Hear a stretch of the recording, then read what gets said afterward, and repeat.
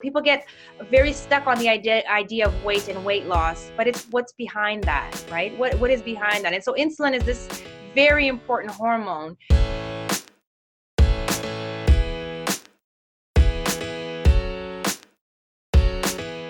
Hello, everyone. Dr. Anna Cabeca here on Couch Talk to talk about fasting, why we do it, how it benefits us, and that really everyone can do it, and how it's so important and has been for centuries, millennia, etc. Today, our special guest is Nadia Pateguana, and she is coming to us out of Canada, has worked with a specialist in the fasting field, Dr. Fung, for quite a while. She's a naturopathic doctor. She's had 15 years of clinical experience helping women and men go through an intense dietary management program that is really based on the concepts and benefits of fasting. So I'm thrilled to have Dr. Nadia Pateguana here with us today. She has been coaching people with metabolic syndrome, obesity, diabetes, PCOS, and people who are trying to conceive. So Nadia, great to have you here today.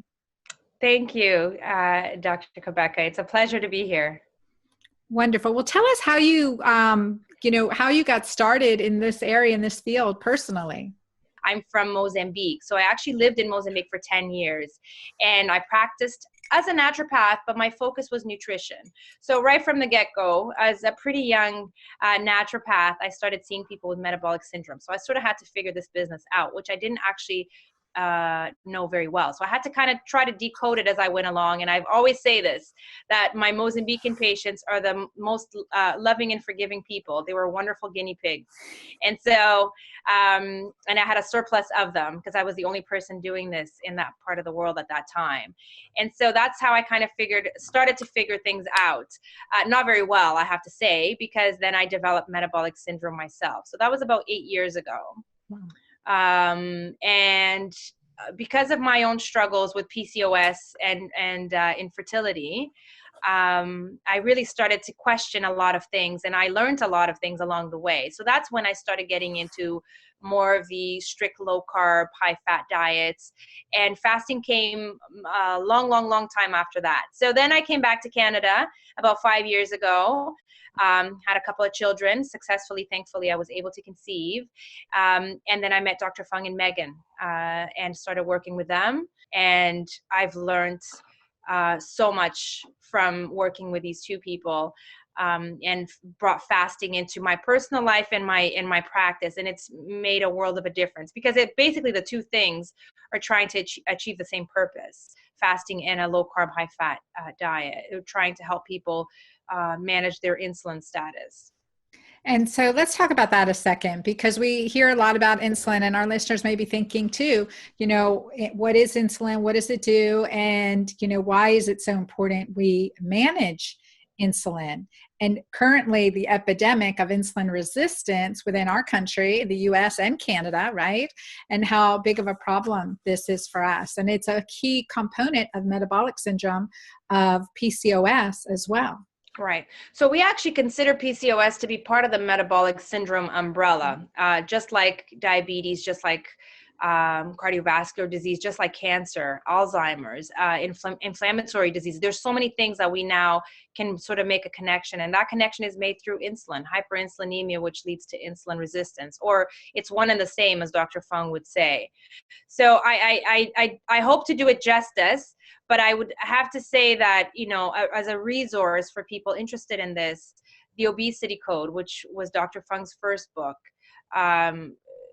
that's where he really decodes the insulin theory, because up until now, we've all been so stuck on the calorie in, calorie out theory, which has not worked well for anyone really that I know of. I don't know if you do, so true, Dr. Cabeca, but I mean, we were so stuck on that, and we kept trying to eat less and move more for the last, decades, and people are just getting sicker and sicker and excuse the word, but fatter and fatter and more diabetic and Alzheimer's, just, and that's kind of how, everything, right? And that's kind of how I always say, this is how I got myself in trouble to begin with, because I was a thin person, very thin, actually, borderline underweight, not because I wanted to, but just the way that I was. And I never had a full meal my entire life. I lived on quote unquote healthy snacks. And, fast forward, as I say, 30 years later, and I had metabolic syndrome because I was insulin resistant. I had hyperinsulinemia. And then, of course, I had lots of trouble conceiving and all of that stuff, hypertension. I mean, I had lots, and I wasn't even obese. So people get very stuck on the idea of weight and weight loss, but it's what's behind that, right? What is behind that? And so insulin is this very important hormone that we only ever hear about when people are diabetic. But how about everything else, or the whole process to become diabetic? How about fatty liver? That's an insulin resistant condition. PCOS, as I said, which is what I had, which is polycystic ovarian syndrome. At least 70% of women, we think, with PCOS are insulin resistant. And those that aren't will develop it if the syndrome progresses, or as the syndrome progresses. So what is insulin? It's a big thing, but just to summarize it, insulin is a hormone that we produce in response to food, to eating. So the more often you eat, the more insulin you're going to produce. As simple as that. So if people are still stuck on this idea of eat small meals many times a day, please keep in mind that you're going to produce more insulin that way. And if you think insulin is a good hormone, of course, everything is good and bad, right? So anything in excess is bad. So you don't want to have too much insulin. You need insulin, of course. And we know this because we have type 1 diabetic kids who don't produce insulin. And they can't thrive. So of course we need insulin because it's a storage hormone, basically. When insulin goes up, you store, and when insulin goes down, you burn. Mm-hmm. So if you need to store, right? And this is why children need to thrive. They need to store, so they need insulin. So children without insulin need insulin injections. This is obvious. But as you produce so much insulin throughout time because you eat too often, and this is where fasting comes in, of course, for us with helping people with metabolic syndrome, or you eat the foods that produce the highest amount of insulin, then you're going to eventually develop hyperinsulinemia and metabolic syndrome. So the expression of metabolic syndrome, as we've said, is different for different people. Some people will express that, as I did with PCOS, even though they're thin. And other people will express metabolic syndrome or hyperinsulinemia as diabetes or fatty liver, or all these other conditions that we've talked briefly about. So it's basically a storage hormone. If it's high, you store. If it's low, you burn. It's also a retention hormone. So if it's high, you retain. So who wants to have lots and lots of retention? Nobody. And if it's low, you release. So you can play with this, so you can see. And ideally, everybody would be at a very good level. So you'd have enough of both worlds. But that's not how most people come to us. They already come to us with hyperinsulinemia. So now we have to help reverse this. So let's talk about those levels. What level of insulin, fasting, 2 hours after meals, 3 hours after meals are you looking at? So insulin is not something that you can test like blood sugar, unfortunately. So I wouldn't be able to tell you that. So blood sugars is something that you could check. You could have a machine that you could check and have optimal levels. Insulin is not. You can get a fasting insulin level. I'm going to tell you, and this is not scientific, okay, because I don't know that we're at that level. But I'm going to tell you that the parameter on the labs, and I'm going to use the U.S. range, just because I think that that's mostly the people that probably listen to your show. Right. So the US range for fasting insulin, they state as a normal fasting insulin level to be between, I believe, and the different labs will have a different range, but let me just give you a range, 4 to 19 as being the normal insulin. And it's not the same as blood sugar. So I'm talking about insulin, different, right, completely different levels. And this is what I think. I think that all lab parameters are achieved through testing the general adult population. You test the general American adult population, and we now know that 70 to 80% of them have metabolic syndrome. So that range, and it says normal on the labs, I actually believe that to be a pure indication that this person does already have a certain level of metabolic syndrome. I would agree. I think what I looked for in my office and my clinic with my patients is fasting insulin below 10.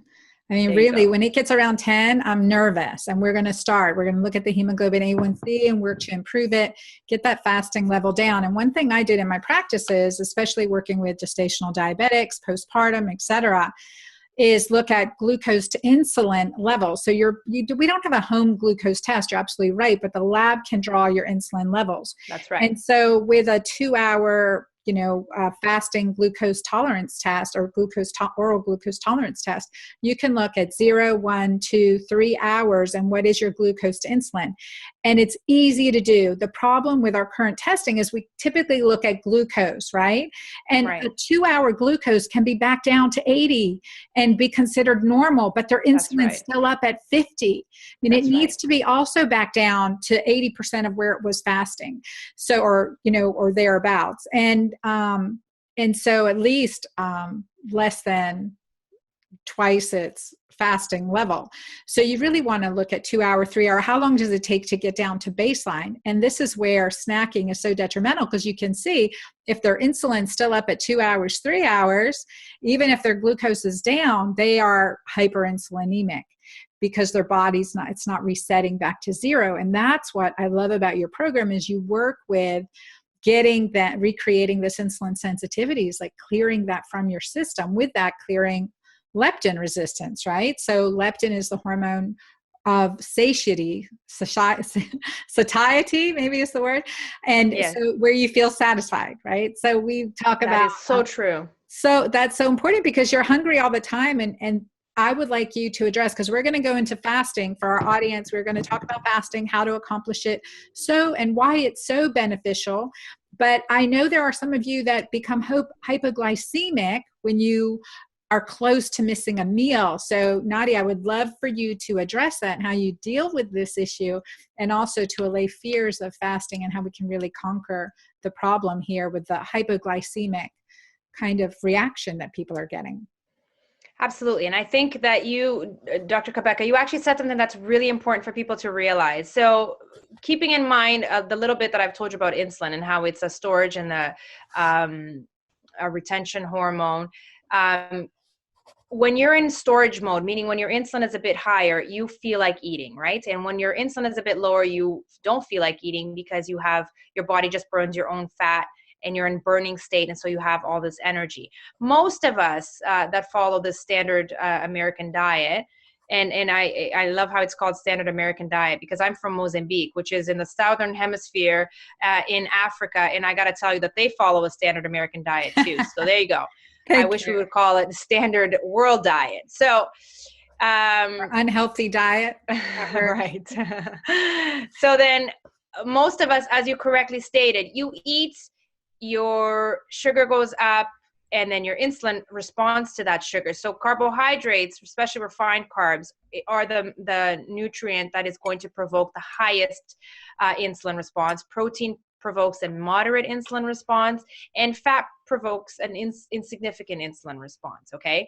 So when we eat, and most of us eat carbs, high carbs, healthy carbs, as they want to call them. But anyway, you produce an insulin response. And then, as you correctly stated, insulin's job is to actually lower your blood sugar, to take it out of the blood as quickly as possible. Where it puts it, it doesn't matter, right? People don't seem to care. It takes it out of your blood and puts it somewhere. But as long as it's out of your blood, people seem to be comfortable. What happens is, as you said, insulin is still a bit high. It's already taken out of your blood. So if you're insulin resistant, you're actually going to have a higher insulin response because your body's going to produce more insulin in response to the same foods. So it's going to go a little higher. That might actually cause a reactive hypoglycemia, which is what happened with me. So your insulin actually goes down, your blood sugar actually goes down a little lower than it should, and then you feel all shaky. And then even though your insulin is still high, you need to eat again. And so this is going to cause an even higher insulin, and so you get into this vicious circle of eating all the time. And of course, when your insulin is high, you don't crave protein and fat, you crave sugar. Mm-hmm. Because you've just gone a little low in your sugar. It's not because you need sugar. It's because too much insulin has taken too much sugar out of your bloodstream and put it into your organs and your fat cells, which you definitely don't want. But this is the vicious cycle that we're in. So how do we get people out of this cycle? Are cravings your downfall? This is truly typical of anyone trying to lose weight. Let me tell you, willpower is physiologic. Just like Francis discovered, the Keto Green Shake Mix is a tasty and nutritious way to replace a meal while helping you feel full longer and giving you the nourishment, vitamins, minerals, protein, fat that your body needs. So cut your cravings, boost your energy, and improve your overall fitness with the Keto Green Shake Mix. Find Keto Green Shake at dranna.com and use the code SHOW10 to get 10% off your first order risk-free. Yeah, let's go into it. So the only way I know how is to change your dietary intake. So then I follow a ketogenic diet, which is a strict low carb, moderate protein, high fat diet. I didn't want to follow a ketogenic diet, I have to tell you, and I've tried everything you can possibly think of. I did it to get pregnant, and it worked. And then I thought, I don't need this. I don't want to do this. And then I got my insulin status even higher after pregnancy, a lot more severe metabolic syndrome, a lot harder to get pregnant the second time. And then after that, I finally said, okay, I do need it. That's where I need to be. I've tried a lot of moderate and liberal low carb diets. It didn't work for me because of that insulin cycle. It just made me hungrier all the time. And so I needed to get myself into a state where my insulin level was at a point, my blood sugars were stable, and I was getting constant levels of energy, because the up and down is really what killed me and caused me to just graze my entire life. Mm-hmm. So that is one method. You change your diet, you change the nutrients that like I said, that create an insulin response. So I did it initially. I didn't know Dr. Fung and Megan then. I did it through a diet. Much lower carbs, moderate amounts of protein, and very, very high fat. This kept me satiated, as you said. It worked on my leptin resistance. I ate less times a day because I wasn't hungry. So I had about 2 meals a day, 2 large meals a day. Didn't change my caloric intake in a negative way. And I do measure it, not because I care about calories, but because I like to track things so that I can inform people. I have more information. So I actually went up in calories quite a bit from switching to a ketogenic diet. Just because fat is calories. It has more calories than carbs, more than double than carbs and protein. All right. Mm-hmm. So that is the premise behind a ketogenic diet. It's really follows the insulin theory that Dr. Fung talks about in the obesity code. So that's how I did it initially. Then I met Megan and Dr. Fung and realized that you could fast. And oh boy, was that ever useful for me and my husband, more my husband than me, because at that point I'd gotten myself to I didn't have much weight to lose. I had about 20 or 30 pounds to lose because my metabolic syndrome unfortunately didn't start with weight, but then the weight started to come on because insulin is a storage hormone. And the higher your insulin, if you're snacking and eating when your insulin is already higher, you're going to store even more. So eventually the pounds started to pile up, unfortunately. And so, with a keto diet, I got my insulin status was at 2. Okay. And that's where it is now. It's on the scale. It says below normal, but that's where my insulin needs to be. If it's higher than that, I develop hypertension. If it's higher than that, my PCOS goes crazy. And crazy PCOS for me means a lot of unpleasant symptoms. I get a lot of acne, especially in this side of my face, a lot of hirsutism, which is hair growth, dark spots. It comes with a lot of unpleasant physical symptoms, and a lot of, I stop ovulating, I stop menstruating. Who wants to do that, right? I mean, that's just chaotic.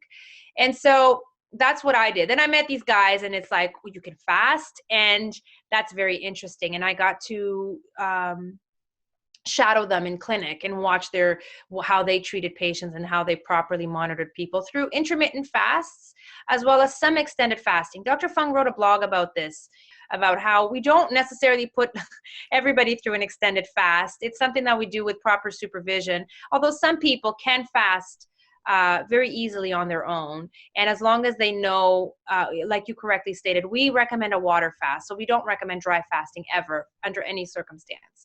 And we do talk also about electrolytes. So the proper electrolyte, because insulin is a retention hormone, when you fast and your insulin drops, your body will let go of a lot of liquid, right? A lot of unwanted liquid.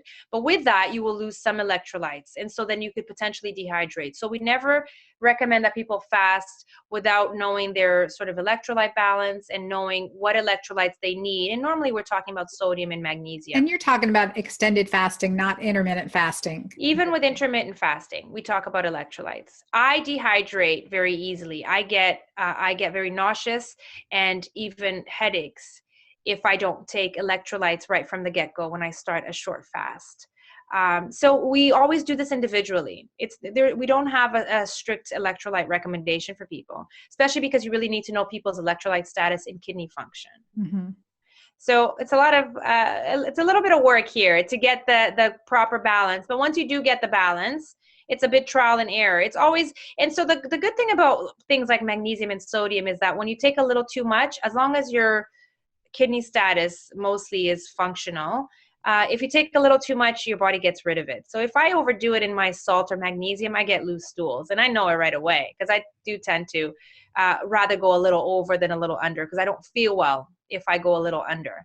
And so this is important, electrolyte status and hydration. So do you measure red blood cell magnesium and then determine from there? I don't know if it's red blood cell magnesium, whatever the magnesium is on the labs. Okay. But no. Usually if kidney function is proper, then we just give a sort of optimal dose and people play with that. Because again, I cannot take magnesium on my eating days, for example, because I will get loose stools. Any amount of magnesium. I have plenty. I don't need any more. But if I fast and I don't take any magnesium, I'll get muscle cramps. Mm-hmm.